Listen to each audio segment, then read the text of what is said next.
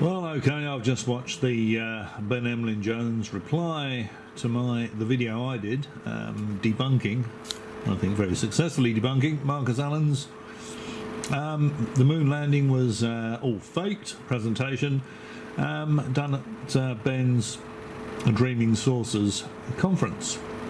I pressed a button, I'll just put some popcorn in there. But anyway, I thought I'd do a quick reply to Ben's reply. It's good fun, this. I think Ben's right. I think Ben quite enjoys these videos. They didn't look particularly like he was enjoying the last one. But still, they are quite good fun. So I thought, well, I'll do one and see what happens. So, see what sort of feedback it gets. Yeah, usual sort of thing. Now, Ben did say at the beginning of his video that I didn't need to put up the copyright disclaimer at the beginning, and that I was perfectly free to use any of the material from his channel without fear of copyright strikes. So thanks for clearing that up, Ben. That is appreciated, because I'm sure you know there are people out there that will give you a copyright strike if they don't like something. And of course the same is true for my channel here, this particular channel. If you or anybody else wants to use any of this material to comment on, to say you're an idiot mumbling, you know what you're talking about, and attack the points that I'm raising, then please feel free to do so without any fear of copyright strikes. I wouldn't strike anybody. Yeah, I just don't. I'm just not interested in that sort of thing. So there we go. Let's just. I just thought I'd mention that very, very quickly. So thanks for that confirmation, Ben. I suspected that was the case, but you never know. And just to let yourself and everybody else know that you're more than welcome to use any of my material without fear of copyright strike. Okay, well, on with the response to the response to the response. I hope you got some coffee and some chalky digestives handy. Okay, yeah, I think I'll just do a very quick, I don't know how quick this is going to end up being, but a very quick reply to Ben's reply to my to my Marcus Allen video, debunking video, and I think to be honest, I think I successfully debunked Marcus Allen. Ben doesn't see it that way, of course, but then he doesn't want to. You've got to bear that in mind. You show a very clear depression under the LEM. You know, when the rocket motor has moved all the dust, it's created a crater, and Ben doesn't see that. He sees normal undulations in the lunar surface. Because it doesn't occur to Ben that he's saying they're normal undulations in the lunar surface, indicating that the lunar module was actually sitting on the moon. But of course they're not. It's a crater, and it was created by the rocket motor. But Ben won't see that. He refuses to see that. Have a look at the images yourself and make up your own mind. This, I think, is quite telling as well. It was basically to resolve. Now, here I've made a comment about Marcus Allen saying that Von Braun and co. were the Germans that got America to the moon. They were the Germans that got America to the moon. Now listen and see what you think about what Ben says about this. Them from all war crimes. I'm just going to have to change the film. Check back in a moment. Okay, I'm back. Right, I've actually lifted. This is the problem with this chair. Don't want this chair. You'll see me slowly descend in the next few minutes because this chair does that. But this is the problem with it. I've raised it up now, so it's a bit too high. But anyway, I'm back. So we're going to continue with the thing about Marcus.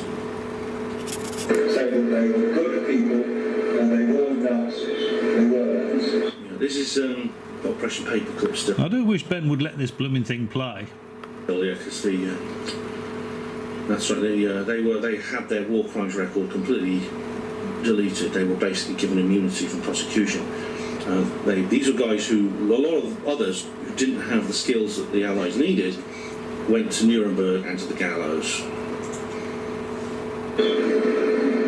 Colonel Von Braun was a major in the SS. If you can hear that, Colonel Von Braun was a major in the senior scientists, they're all Germans who got America to the moon. Did you hear what he said? He said they're all Germans that got America to the moon. Well, is that false? No, of course it's not false. That's what happened. They were all German scientists that got America to the moon. And, you know, Marcus Allen is saying this never happened, and then in the next breath he says they're all Germans that got America to the moon. And now Ben is going to say the same thing. I mean, it's true that, of course, the United States had its own scientists of many, many kinds, but the Apollo mission was very much an international effort. And So it was the Apollo mission was an international effort that required these German scientists to get them to the moon. Now Ben is going off at a tangent here. He's not addressing the point, and the point, of course, is that Marcus Allen said they were Germans that got America to the moon. Now he's saying, oh yes, well of course, you know, Apollo was an international effort. As though Ben's subconscious is actually telling us that he knows full well that America went to the moon and von Braun and co were involved in the engineering. Of course they were. of course, the Germans, in the form of the Nazi rocket scientists, were absolutely crucial. They were crucial in that. People like von Braun. Well, yeah, they were. They were crucial in the moon mission. So how can Ben say this in one breath and then say that, you know, the moon landing never happened in another? It doesn't make sense to me. Very, very strange outlook on life, Mr. Jones. Brown were absolutely crucial to that design work, and I can imagine what Michael Shrimpton makes of that. But to be fair, I mean, so the Russians also used their fair share of Nazi scientists. I mean, Yeah, well, there you go. See, he's talking about Nazi scientists involved in space programs. That's got absolutely nothing whatsoever to do with the point. The point being, Marcus Allen said they're the Germans that got America to the moon. And his whole presentation is about the moon landing having never happened. And he's going down the, you know, he's going off at a complete tangent here. He's focusing on something that he wants to think. He doesn't want to address the truth. He's subconscious. He's sort of talking out aloud. Yes, okay, we used German scientists on the Apollo program to get to the moon, and then in the next breath he says it never happened. It makes no sense whatsoever. the division of the spoils at the end of World War II after the destruction of Nazi Germany is a story in itself. But basically, the Soviets got their... Yeah, but what about Marcus Allen saying they're the Germans that got America to the moon? That's the point being made here. share of the scientists too, as did the British. And these guys were offered no choice. Those who said, well, they would never have agreed to work for the Soviets because they were the... No, this is completely pointless. He's gone off at a complete tangent here. He's not addressing the actual point. Conspiracy theorists do this a lot, you know. It's like politicians. You ask them a question and they answer the question they wanted to be asked, not the question that you actually asked them. So I think I'll leave that clip there. Okay, so in the previous clip we saw Ben commenting on the comment I made about Marcus Allen's comment, where Marcus Allen said that von Braun and co were the Germans that got America to the moon, and then Ben says, well, what's wrong with that? That's not a false statement. Von Braun and co were the people that worked on the Apollo program, and they were essential to the Apollo program. So yes, his subconscious is telling us that Ben knows that the moon landing, as it happened exactly as the history books tell us as well. I don't know why he's persisting with this fake moon landing nonsense. I'm not sure he does either, to be perfectly honest. If you listen to what he says, he's saying exactly what Marcus Allen said. You know, von Braun and co with the Germans that got America to the moon. They were essential to the Apollo mission. There we go. Just as the history books tell us. So I really don't understand these conspiracy guys. I'm sure they only do it for the money. Now Benny's going to tell us here that they don't, of course, and he's going to tell us a little bit about Marcus Allen. Marcus, what Marcus says is actually not false at all. No, it's not. You're absolutely right, Ben. What Marcus said is not false at all. Von Braun and co were the German scientists that got America to the moon. So, you know, you're agreeing with the point I made. So I'll just see what Steve has to say. He doesn't look very happy, does he? See, I think it's starting to dawn on him that he's been chasing his tail around all this conspiracy stuff for a long time, and he's slowly starting to realise it's all rubbish. They're all Germans that got America to the moon. He knows very well that the Americans went to the moon. There's two or three of these Freudian slips through this presentation, and of course... Yeah, well, that's not a Freudian slip. Yeah, of course it is. And there's two others. And Ben actually lumps two of them together and says, oh, this is the same thing. I'm not going to comment on that. Where if you actually look at the original video, and I'll leave a link to that below, and I'll leave a link to the clip that I made as a sort of teaser for that video, if you like, with Marcus Allen's 3 Freudian slips. And they are 3 completely separate incidents. There's not. I didn't mention the same one twice, which is what Ben suggests in this video. Okay, and the Freudian slip that Ben's going to mention is that about the Apollo 13, I think, was that the one? But that was nonsense as well, and Ben actually said that Apollo 13 coming down the Atlantic was nonsense. And it'll be interesting to see if that story turns up in the Nexus magazine, because Marcus Allen might see Ben and others saying, 5 minutes worth of Googling will show that wasn't the Apollo 13 capsule that came down in the Atlantic. He might scrub the idea, but he certainly started his presentation with that to generate a bit of intrigue. And that's what it's all about, generating a bit of intrigue. Same with the Gemini. I mean, Ben talks about I'll come to that clip in a minute. Ben says, I don't know why this is in here, this Gemini clip. Well, the reason that I put the Gemini clip in was because it was in Marcus Allen's presentation. That's why I put it in there, and I couldn't agree more. It's got nothing whatsoever to do with the moon landings.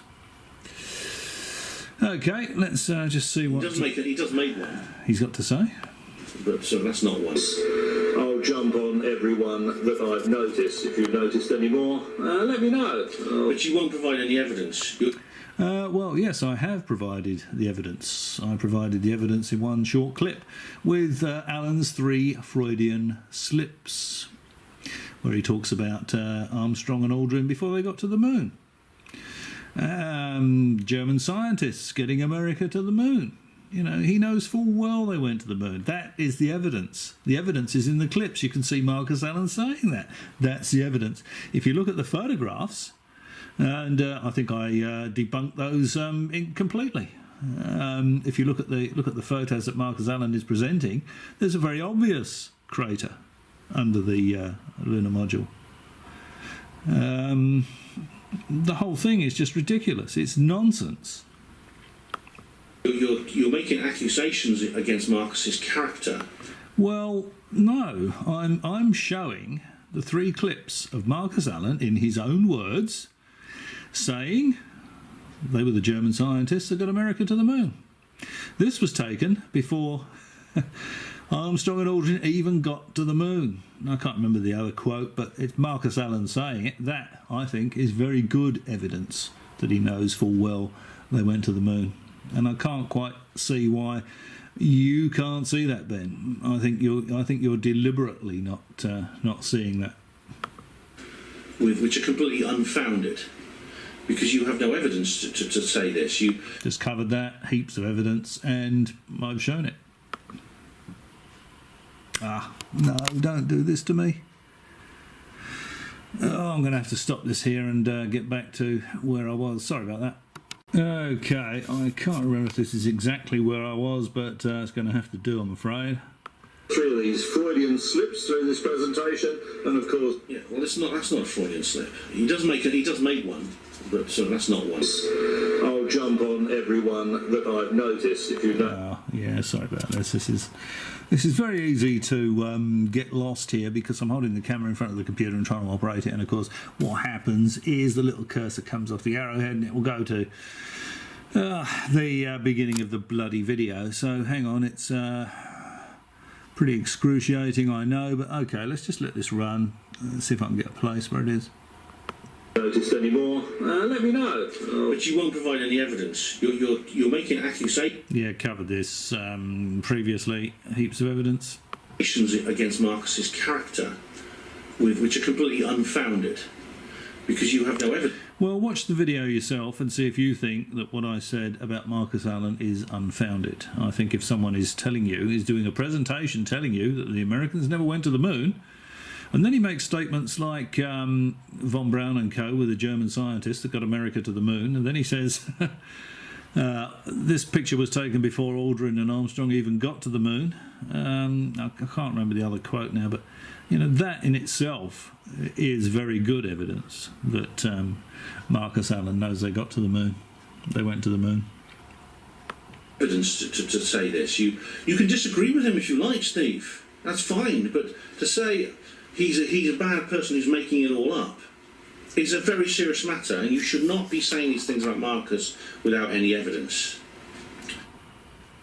As I've said, heaps of evidence supplied in the video. Ben chooses to ignore it. Okay, so let's move on to the next bit. Where are we? I should point out Marcus, yeah, because Steve, actually, this is something Steve said earlier on about Marcus when he was talking about Nexus, when Marcus was promoting Nexus. He basically said, oh, look, Marcus is just flogging he's hawking his stupid piece of codswallop magazine. What you got to bear in mind is Nexus is one of these magazines that does hawk a lot of this alternative rubbish.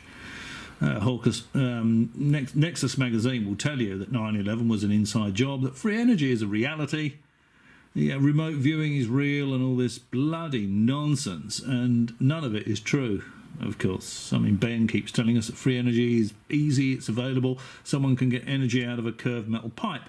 And I've asked Ben to give us a demonstration. Perhaps he could produce a free energy device and show us. He hasn't taken us up on that. I also left a comment saying when Ben said that his mate Tony Topping could do remote viewing, I said, OK, well, just ask him to remote view my house and give me some details. And, of course, that hasn't happened because free energy is science fiction, and so is remote viewing. 9/11 happened exactly as we all saw it unfolding at the time. It's not worth the paper it's written on, Nexus magazine. It really isn't. So that, unfortunately, is the truth. It would be nice if there was some of this exciting stuff going on, but it's not. And it's all a big money-making scam for him. He doesn't look very happy, does he? I think he doesn't look very happy at all. I think it is slowly starting to dawn on him. I've known Marcus for many years. He's an honest man. And he believes in what he says and what he promotes in the magazine. Yeah, his subconscious tells us a different story, though, doesn't it? Whether you agree with him or not, if you think he's wrong, then fine. But explain why he's wrong. How many times do I have to explain why I think he's wrong? I've done it over and over again. Don't just say he's wrong because he's a bad guy and he's lying and he's talking codswallop to make money. Marcus had a very successful corporate career. He worked for Toyota. He was a trained photographer. Now, this is an interesting point. Marcus Allen is a trained photographer, yet his photographic analysis ability is zero. If you actually look at what he says about the pictures taken on the moon, it's what he says about them is absolute rubbish. What he says about parallel shadows and extra light sources and all this sort of stuff, he's completely clueless with regard photographic interpretation. I'll leave a link below to a short video I made called Moon Shadow, and that will show you very simply how shadows cast from a single light source don't run parallel to each other. So let's assume that Marcus Allen is a professional photographer. He would know that a single light source would project shadows that don't run parallel with each other. So why, you would have to ask yourself, is he telling everybody in his presentation that would require a second light source? I think that's another pretty good example of Marcus Allen feeding us a lot of crap so he can keep his presentation going, to be perfectly honest. do you not think that he could have, if he wanted to make money, he could have stuck on that career path? Don't you think? Well, if he's given an honest opinion of the photographs that were taken on the moon, then he probably should have gone to whatever educational institution he got qualified at to get his photographic qualifications and ask for his money back. If he really believes what he's saying about those Apollo photographs, he's in the wrong. He didn't belong in the photography business, I suspect. He could have done that. I don't know what photographers get paid, actually. He said he had a very successful corporate career working for Toyota. He was a photographer. But, you know, how much would someone photographing cars get paid? I don't know whether that's going to be well paid or whether it's going to be pretty poorly paid. I mean, if it's pretty poorly paid, then you might make more money by spruiking all sorts of moon conspiracy rubbish on the internet, mightn't you? Selling magazines and touring the world, giving talks. I mean, how much would he get paid for doing that? Unless you have all this other information, it's difficult to be able to appraise that situation, isn't it? Don't you think he would have done that? Well, hard to say without that information. Looks angry now, doesn't he? Look. Ooh, that mumbling. It's got a point. I can't let it show, though. It's odd that these sceptics who keep accusing people on our side, the woo-woos, so-called, of just being in it for the money. Yeah, or the pseudo-fame, or the social aspect of it, maybe. You know, if there's not a lot of money. I mean, looking at... Ben is not living in a mansion. We never see him driving a car. So probably Ben doesn't make a huge amount of money out of it, but he obviously enjoys it. He probably does it for that reason, for the social side of it. You know, he can get to talk to people on YouTube and on Facebook or whatever, Twitter, and gives him something to do, I think. Maybe they don't all do it for the money, but I would say that, you know, whatever reasons they're doing this, these conspiracy people, it doesn't involve what they're actually talking about. So they know, you know, Armstrong and Aldrin went to the moon. They know that 9/11 happened exactly as the official story tells us. I mean, I remember watching that unfold live on the news. I remember watching the Apollo moon landing live on television. It just gives them something to talk about, I think, to be honest. This is why they generate this intrigue with these fanciful yarn. Or Alan tried to generate a bit of intrigue before he kicked his presentation off with the ridiculous Apollo 13 story and the Gemini story. And Ben skips over the bit where I played a clip from Marcus Allen saying, with regard to the Gemini thing, there's supposed to be an explanation for this, but yeah, it's weird, it's an anomaly. And he doesn't say what the explanation is, because if you gave the explanation, it would make perfect sense, and any kind of intrigue evaporates. That's misleading. That's the evidence for that being misleading. The evidence for it's in the presentation. And Ben said himself, you know, what's that doing in here? It's got nothing to do with the moon landing. He's absolutely right. Gemini had nothing to do with the moon landings. Marcus Allen introduced that to generate a bit of intrigue, and it fell flat. It's a convenient way to... It's a very intellectually dishonest way of... No, it isn't. Because ad hominem. No, it isn't, because I showed the clips of Marcus Allen. I didn't just go on there and say he said this and he said that. I showed the actual clips of Marcus Allen himself saying those words. You know, so if anyone's hung Marcus Allen, it's Marcus Allen. Making an ad hominem attack against our character to avoid addressing our points. You know, David Icke apparently did. You know, he did what he did for the money. Yeah, he lost his job at the BBC. Yeah, I'm not going to entertain talking about Icke. He's just a raving lunatic. Not worth my time, to be honest. David Icke, the Queen's a reptile from another star system. Get a grip, Ben, for goodness sake. Okay, I'm going to end this clip here. Okay. I'll just move this on a little bit. This is about 105. In Ben's reply video, still not looking very happy, is he? Okay, let's see what he's got to say. Rescue, because they were in this capsule floating in the middle of the sea, and anything could have happened. I mean, the flotation system could have failed, a storm could have brewed up and hit them, or anything could have happened to actually, for this mission to end in disaster with the astronauts drowning after flying up into space and coming back again. So it was important they did have some form of communication. So that is actually, I think, a communications antenna. So this is... Oh, now he's talking about the Gemini. The Gemini thing, Marcus Allen in his presentation showed a picture of a Gemini capsule floating in the sea with an antenna sticking out of it and said, now, wouldn't this have got burnt off? Now, this is what I was talking about earlier. He said it's an anomaly. But Ben skips over the bit where Marcus Allen says, oh, supposedly there's an explanation for this. It's weird. It's an anomaly. It's not weird. It's no anomaly. And if he bothered to tell everybody the explanation, the intrigue evaporates. This is a mistake Marcus made, which Steve has spotted, but I think this is one or two occasions where Steve actually proves Marcus wrong. No, I think I very successfully debunked that Marcus Allen presentation. The whole thing is rubbish. Clutching at straws nonsense. The other being the Apollo 13 thing, and it is, in a sense, this is completely irrelevant. It's yeah, that's right. It is completely irrelevant, Ben. So perhaps you should be asking Mr. Allen why he included it in his presentation. It's completely irrelevant. Your words, Mr. Jones. It's actually parallel to the point that Marcus is making about the moon landings anyway. So, and I think...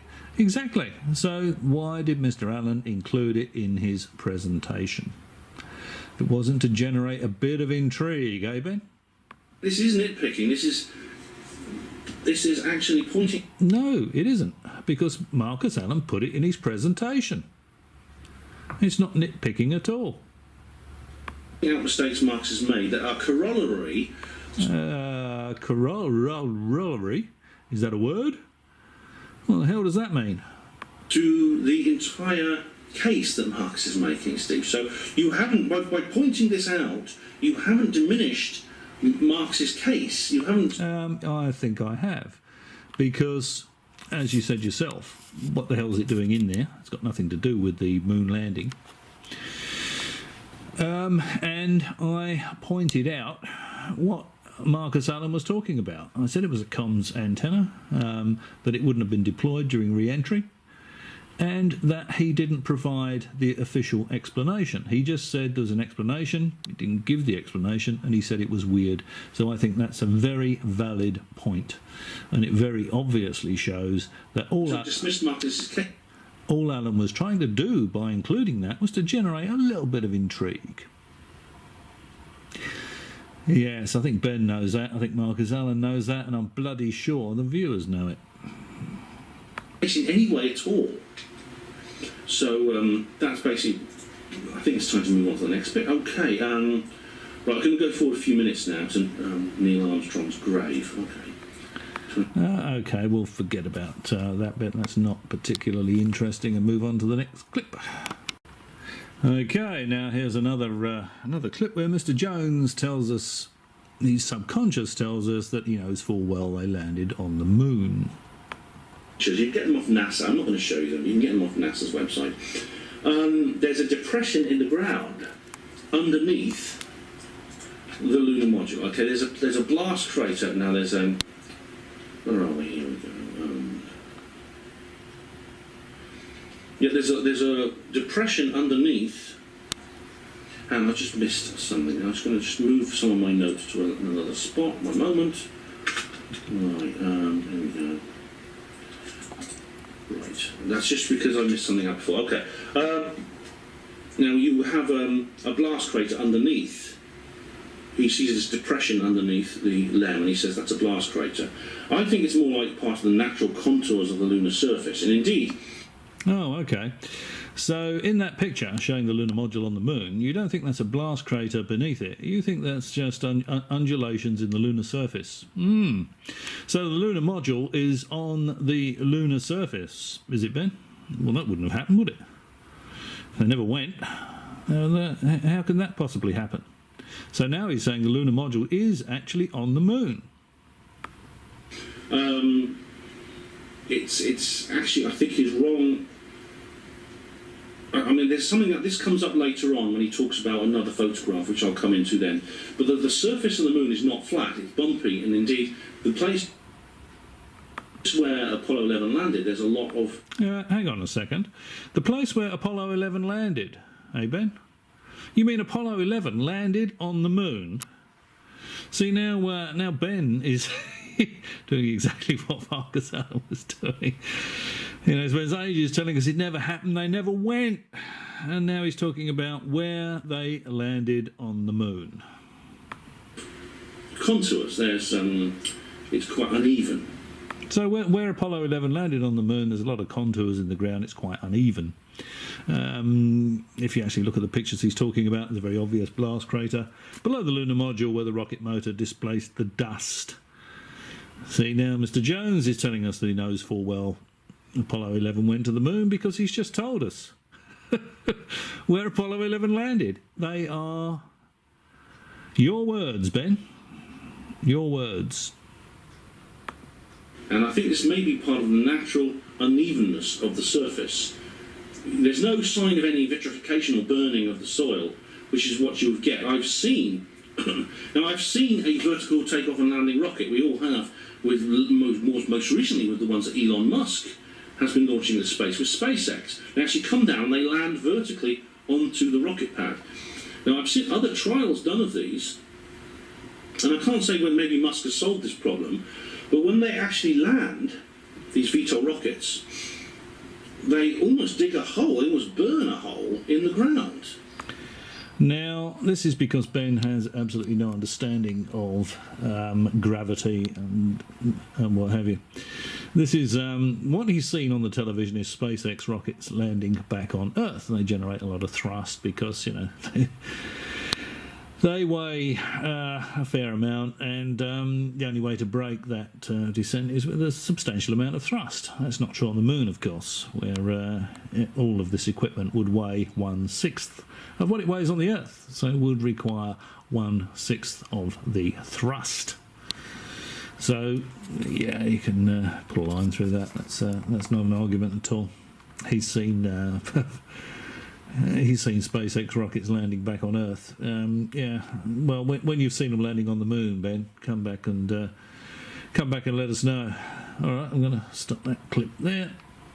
Okay, moved it on just a little bit. Craft, as I've mentioned before, and the undersides of the crinkles are illuminated, and the top. You don't know which are the undersides and which ones are not. This shows Ben's complete lack of photographic analysis ability. It's very obvious which parts of the crinkles are underneath, which parts are on top. Okay, let's continue. From the lunar surface. So I don't see anything wrong with this picture at all, getting the light There's a lot wrong from the lunar surface. No, there's nothing wrong with it. Ben is completely clueless. It's illuminating the inside of here. Yeah, it's illuminating the inside of the porch. And you can see quite clearly there's a shadow line on the inside of the... Like you can actually see the light is not just a specular reflection of the general environment. It is a specific spotlight which produces a shadow line like this, you see. You get like a shadow line on my face, you see, from my finger held up to the light. See, that's the effect you have here. Showing the hatch. No, I mean, if any of you have been around when there's a full moon and the ground is covered in snow, it's pretty bright, isn't it? Nah, it's just usual sort of nonsense. I mean, you'll get light reflecting off the lunar surface. If it casts a shadow line, it casts a shadow line. So what? If there was a studio lighting, another light source, as Mr Allen is suggesting, I think you would get some strange shadowing, you know, if there was some light coming in, maybe from here or to the right. To the right, no, well, not if it was to the left, you see. Yes, but if you watch your own video, your Dreaming Sources video with Mr Allen's presentation, Ben, you will see that Mr Allen suggested that light was to the right of the camera, not to the left. Okay. See, if it's done properly, you do not get the additional the shadow effects. If it's done properly, if you have a soft... No, okay, I'm going to stop this clip here. I think we can put a line through that argument. Here we are again. Ben looks like he's sort of meditating. He might be chewing a wasp there. Let's start this up. There we go, and that's 52:33. Ben's video dreaming sources, Marcus Allen. That's right. So they did go to the moon after all, Mr. Allen. Well, what a surprise.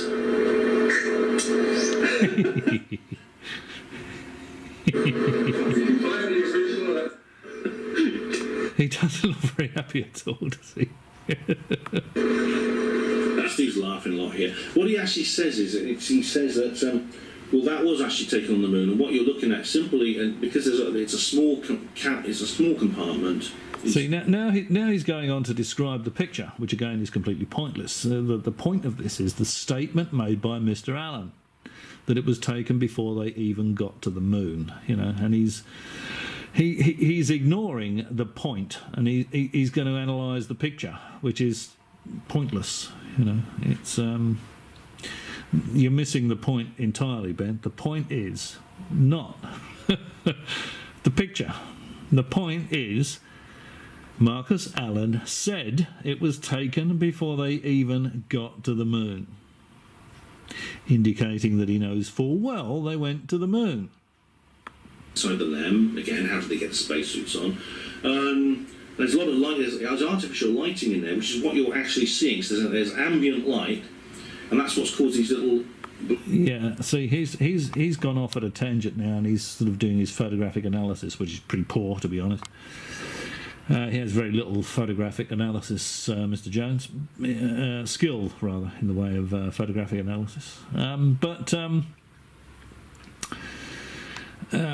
You know, I will say it again, the point is not the picture.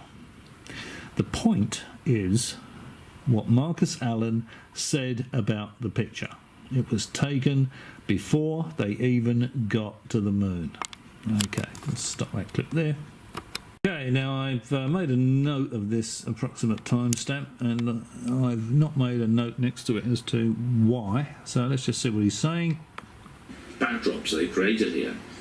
Yet this doesn't explain. There's this photograph of what they call the Tracy Rock, which is this huge boulder about the size of a house. And this is where you see the LEM, a tiny little speck in the distance. It's obviously, this may well be where they travelled the 4.7 miles. Yet 4.7 miles. Where's he getting that from? Is he thinking of my Google Earth thing where the mountain is 4.7 miles away and not 7 miles away? And he says, oh, would a mountain... I might find that a bit later on, but he says, would a mountain look much different if it was 4.7 miles away or whether it was 7 miles away? And the answer is yes, of course it would. It would look much smaller if it was 7 miles away. Get a grip, Ben, for goodness sake.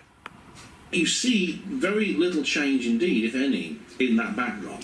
You see, what you've got to bear in mind here is that Ben lives in a city. He's not used to looking at hills and valleys over distance. Now, I am. I spent a lot of time in the bush in Australia.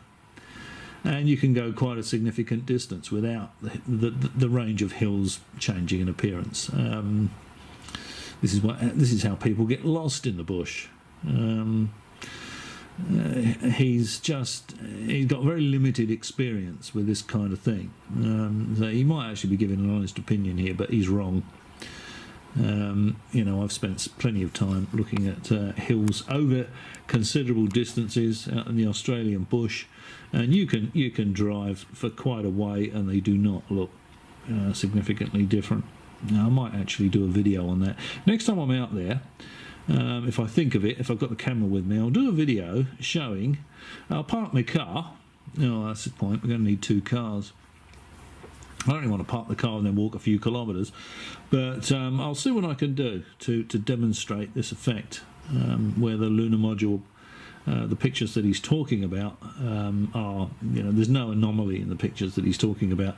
He thinks there is because he either doesn't understand why, or he won't admit to understanding why there's no anomaly, if you see what I mean. which I think is very, very important. And here, I'll just find, let me just see if I can see. Here we go. Yeah, here we go. This is probably why I never made a note next to this. It's probably not worth... I'll probably include it, but, you know, it's not something I would have paid particular attention to be honest. Again, it's like you see the same patterns here, which I think doesn't make sense. No, it does. And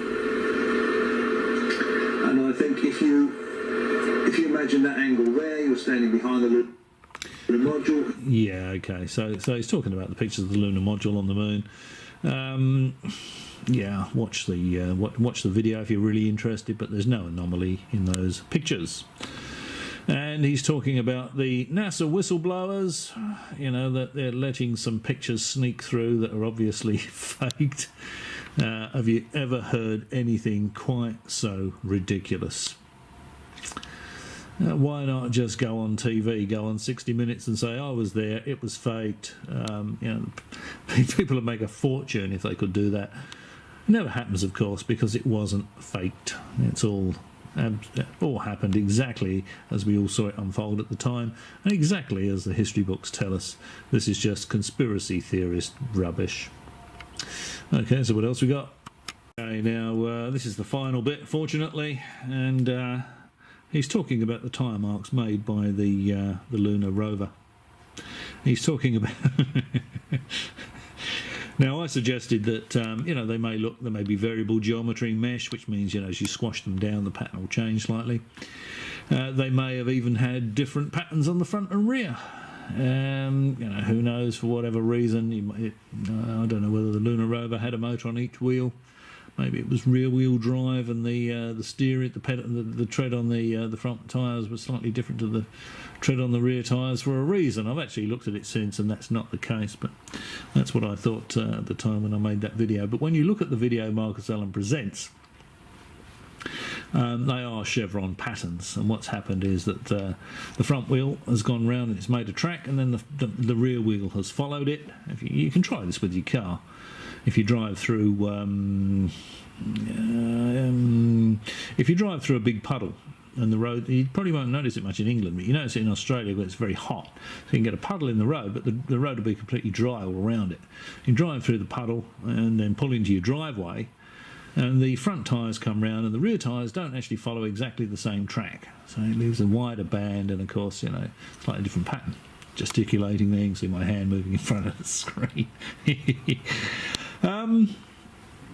But there's no anomaly in those tyre marks. You know, if you look at a chevron pattern from a certain angle, it looks straight, and then it's faded out to the other side. I should have shown you the picture and pointed it out, but anyway, there's no anomaly. And what Ben is saying here is absolute rubbish. It relates to tyres on Earth, where you're driving a car on wet roads, on bitumen at high speeds, you know, at traffic speeds, then you wouldn't want to mix the patterns on your tyres. But on a lunar rover, it really would.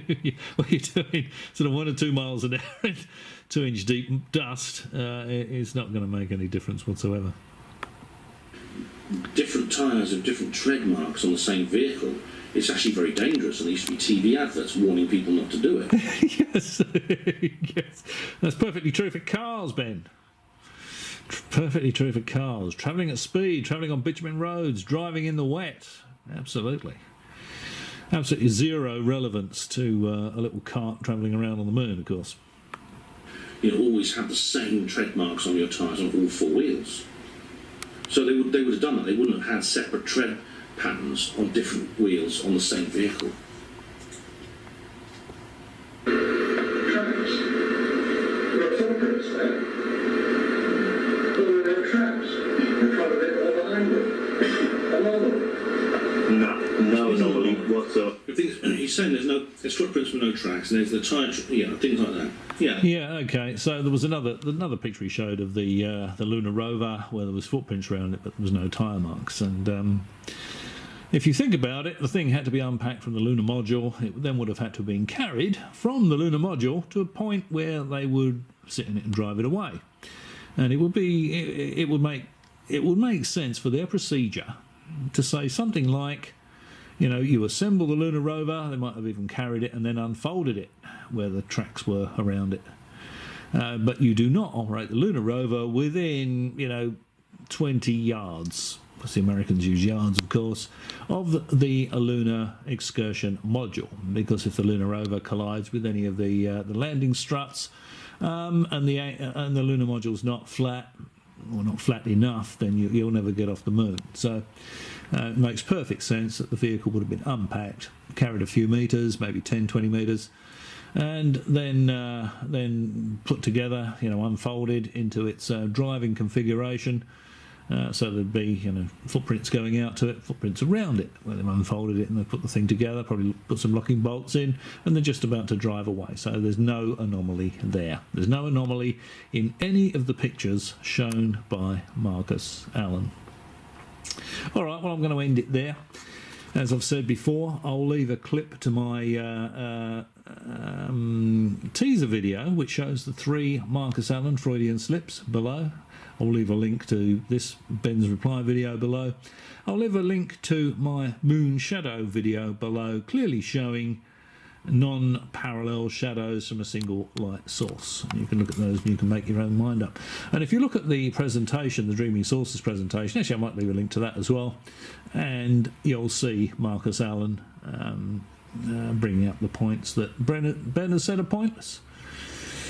Ben said himself, Apollo 11 landed on the moon. Where Apollo 11 landed on the moon? Marcus Allen, the Freudian slips Marcus Allen made. These guys know the moon landing happened exactly as the history books tell us.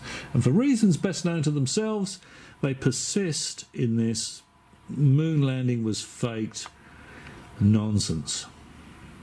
Okay, well, mercifully for us both, and that's about all I can take of this. I think I've dealt with most of the salient points.